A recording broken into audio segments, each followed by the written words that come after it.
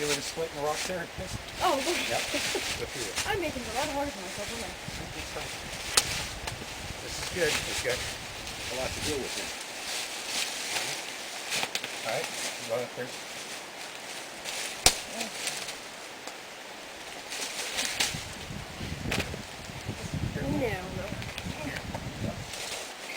I got you. That's it.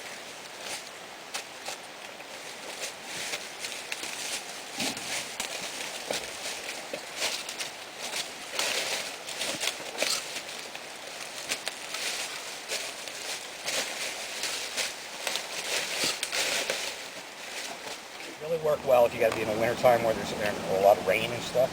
These cotton balls, because they'll stay lit even if there's rain coming down on them. They're not going to go out. So it's kind of a little advantage. You could do this without any of this, just kindling and everything else, just fine on a day like today. If it's raining, your wood's wet and everything else, it's not going to go. Yeah. It could take literally 2 or 3 minutes for the wood to catch fire. So if you've got the Vaseline and the cotton, it will actually stay lit for 2 or 3 minutes. So how bad are those little fire bundles that I see Survivor Man walking around with? They're fine. Yeah, I mean, you can get them at Walmart. No, well. Yeah, so much for survival. That kills it. Yeah. Okay, and then what you're going to do is you're going to take, from various sizes, okay, and you'll go aad and do this. Oh, yeah, sure. And lay it on there and just create a small little nest so that there's airflow in between them. They're kind of crisscrossed up. Alright. Okay? We're going to use this to separate off the bigger stuff away from the smaller kindling. That way, as the flame's coming up, it's coming up through the bigger stuff and will help it just keep lit. That's it. That's fine. No, that's fine. This acts as a little windbreak, and what we call fire reflector. Heat reflects the heat back into it, the smaller. So you have to forgive me again. What's this little structure for again? This here is for the larger pieces of wood. It's going to keep air flowing up under it while you've got a small base of flame burning into it, allow it to ignite.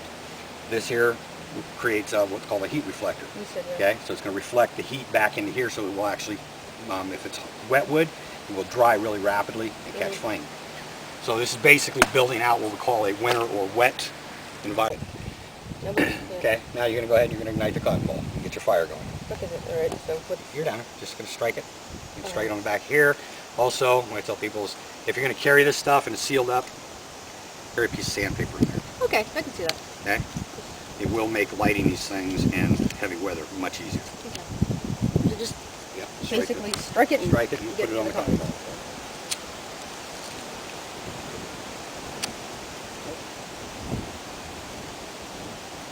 Already went through your first match. Yeah, I know. Not good.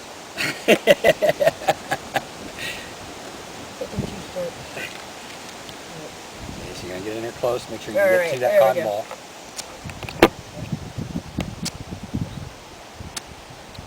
Little match practice. Yeah, I'm a non-smoker.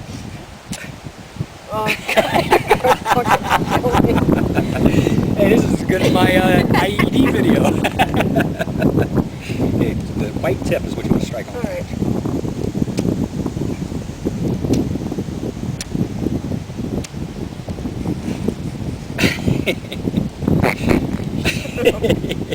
Don't take up smoking. You'll never die of lung cancer. It's getting over already.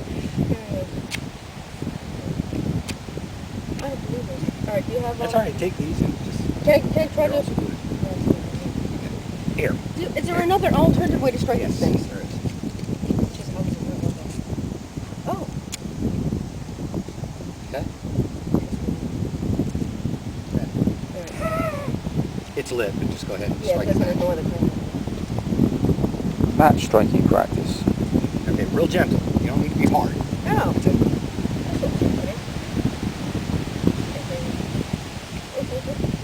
Get it right underneath the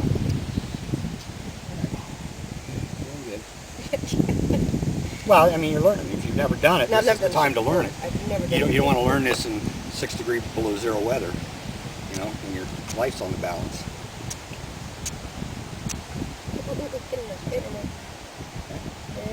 So that went up. Now you just basically move the sticks around. Why did you just put the match out? That's it. That's exactly what you do. Take all these other ones. You might as well use them now. And you start stacking small little bits of stick like that on top of it. Okay. Keep some air in there. It's going good already. So. Yay! We're not going to build a full-fledged fire because we just have to put it out and waste the water. but you got the right idea. You got the sticks going. And try to crisscross them a little Okay, a bit. little more air in there. Okay. Exactly. No, you got it. You're doing just fine. See, they're actually lit. Everything's lit and going. And you got a solid base there, and as you build up bigger and bigger sticks, the fire just gets more and more solid.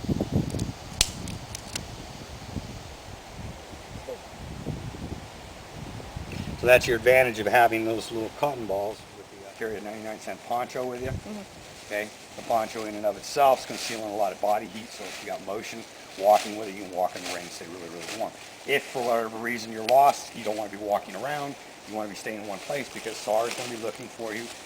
Yeah. They're going to start looking the last place you were known to be or Right. suspected to Yeah. have been.